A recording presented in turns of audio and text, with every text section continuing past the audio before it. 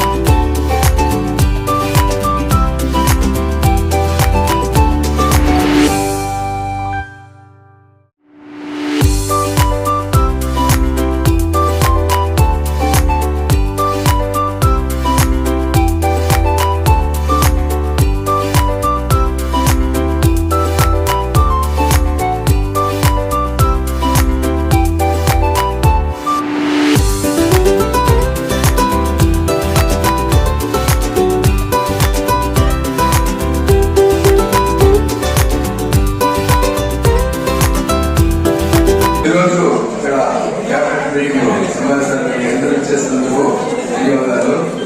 అదేవిధంగా మన జిల్లా విజయనగరం చాలా చక్కటి కార్యక్రమం చేస్తున్నారు. మన ఇంటర్నేషనల్లోనే నెంబర్ 1 జిల్లా ఫస్ట్ పొజిషన్ లో ఉంది మన 101 గవర్నర్ కిషోర్ కుమార్ గారు ఆధ్వర్యంలో చాలా చక్కగా చేసుకుంటూ పోతున్నారు. చాలా సంతోషం. అదేవిధంగా ఈ రోజు నన్ను గెస్ట్ గా వచ్చినందుకు నాకు చాలా సంతోషంగా ఉంది. Thank you.